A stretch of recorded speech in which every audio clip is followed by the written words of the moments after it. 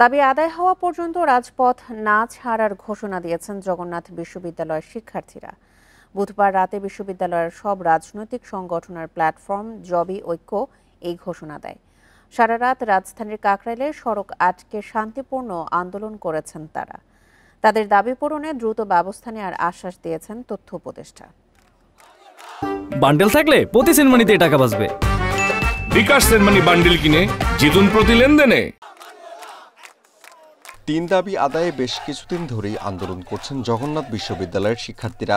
তাদের দাবি আবাসন বৃত্তি কার্যকর পূর্ণাঙ্গ বাজেট কাঠামোর অনুমোদন ও বিশ্ববিদ্যালয়ের দ্বিতীয় ক্যাম্পাস প্রকল্পের কাজ বাস্তবায়ন করা।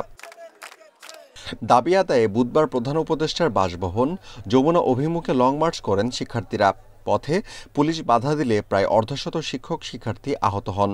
পরে কাকরাইল মোড়ে অবস্থান নেন তারা। বুধবার রাতে সেখানে গিয়ে তথ্য উপদেষ্টার সমস্যা সমাধানে দ্রুত পদক্ষেপ নেওয়ার আশ্বাস দেন। কথা বলার ডায়ালগের সংলাপের মাধ্যমে আমি মনে করি যে আপনাদের অনেক সমস্যার সমাধান হবে এবং অন্তর্বর্তীকালীন সরকার যেহেতু গণ অভ্যুত্থানের ন্যায্যতার ভিত্তিতে সরকার, জনগণের কথা শোনাই তার কাজ। এছাড়া শিক্ষক শিক্ষার্থীদের প্রতিনিধি দল বিশ্ববিদ্যালয় মঞ্জুরি কমিশন ইউসিজিতে গেলেও আশানুরূপ কোনো আশ্বাস মেলেনি বলে জানান বিশ্ববিদ্যালয়ের ভিসি। আমাকে ফোন দিয়ে বলেছেন যে উপাচার্য মহোদয়, গতকাল আমি যে কথা দিয়েছিলাম আজকে মাননীয় প্রধান উপদেষ্টা মহোদয়ের পাশে আমি ছিলাম। আমি ওনাকে বলতে পেরেছি যে জগন্নাথ বিশ্ববিদ্যালয়ের অবস্থা খুবই শোচনীয়, ছাত্ররা অনেক দুর্ভোগে, এই সমস্যার সমাধানে আপনার দোয়া চাই। তাই দাবি পূরণের স্পষ্ট ঘোষণা না আসা পর্যন্ত অবস্থান কর্মসূচি অব্যাহত রাখার ঘোষণা দেন আন্দোলনকারীরা। সুস্পষ্টভাবে তারা বিবৃতি করার জন্য কোনো করেনি। তারা বলেছে হচ্ছে যে প্রধান উপদেষ্টার সাথে তারা মিটিং করে এটা জানাবে। এই সরকারের তো এই ধরনের কোনো আপত্তি থাকার কথা না, এবং ৮-১০টা বিশ্ববিদ্যালয়ে যে বাজেট পায়, যেই উন্নয়ন হয়, যে গবেষণা হয়, তো তারই ধারাবাহিকতা জগন্নাথ বিশ্ববিদ্যালয় এটা আশা করে। আন্দোলনে জগন্নাথ বিশ্ববিদ্যালয়ের শিক্ষক সমিতি এবং বিভিন্ন ছাত্র ও সাংস্কৃতিক সংগঠনের নেতাকর্মীরাও অংশ নেন। Amirul Islam, independent news, Dhaka. দাবি আদায় হওয়া পর্যন্ত রাজপথ না ছাড়ার ঘোষণা দিয়েছেন জগন্নাথ বিশ্ববিদ্যালয়ের শিক্ষার্থীরা। এ বিষয়ে আরও জানাতে রাজধানীর কাকরাইল মোড় থেকে যোগ দিচ্ছেন আমাদের সহকর্মী আমিরুল ইসলাম। আমিরুল, সারা রাত তো রাজধানীর কাকরাইল সড়ক আটকে তারা শান্তিপূর্ণ অবস্থান কর্মসূচি পালন করেছে। এই মুহূর্তে আপনি কি অবস্থা দেখতে পাচ্ছেন? জগন্নাথের শিক্ষার্থীরা এখন পর্যন্ত কি পরিমাণে সেখানে অবস্থান করছে, আর তাদের কর্মসূচি নিয়ে বিস্তারিত জানাবেন।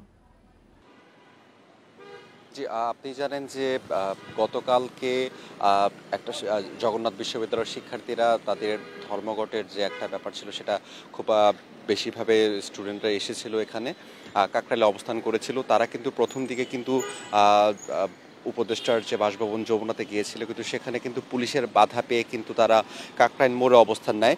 আপনি জানেন যে বেশ কিছুদিন ধরেই কিন্তু এই আন্দোলনটি করে আসছিল জগন্নাথ বিশ্ববিদ্যালয়ের শিক্ষার্থীরা, এবং সেটা কিন্তু গতকাল মানে বুধবার কিন্তু সেটি চরম পর্যায়ে পৌঁছায়। তারা প্রায় বলা যায় যে ১,০০০-এর মতো শিক্ষার্থীরা এখানে কাকরাইল মোড়ে এসে তারা বিক্ষোভ পরিচালনা করে, এবং সবশেষ কিন্তু এই বিক্ষোভের মধ্যে তথ্য মন্ত্রণালয়ের যে তথ্য উপদেষ্টা রয়েছে মাহফুজ আলম, তিনি কিন্তু এসেছিলেন। তিনি তাদের সাথে কথা বলেছেন, কিন্তু সেখানে কিন্তু তিনি বললেন যে এই তাদের যে ৩ দফা দাবি রয়েছে সেই দাবি সম্পর্কে তারা এখন পর্যন্ত সুস্পষ্ট কোনো কিছু বলতে পারছেন না। তারা জানাবেন, তারা সরকারের সাথে কথা বলবেন।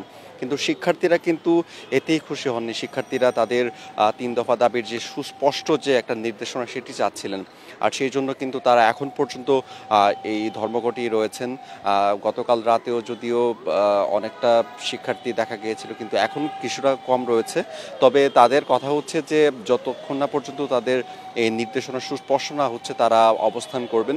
যদিও এখন শিক্ষার্থীদের সংখ্যা কিছুটা কমেছে, কিন্তু তারা যেটা বলছেন যে দিন বা বেলা বাড়ার সাথে সাথেই কিন্তু শিক্ষার্থীদের সংখ্যা আরও বাড়তে থাকবে, এবং বিশ্ববিদ্যালয়ের যে ভিসি বা যে প্রধান যে উপাচার্য তিনিও বলেছিলেন যে এই পুরোটা ব্যাপার শিক্ষার্থীদের উপর ছেড়ে দেওয়া হবে, তারা যেটা মনে করবে সেটাই। তো তাদের যে সংগঠন রয়েছে সবার ঐক্যমতে, সবার নির্দেশনা, সবার কথা বুঝে যেটা বলা যাচ্ছে যে এখন পর্যন্ত তাদের এই ধর্মঘট বা বিক্ষোভটা তারা চালিয়ে যাবেন।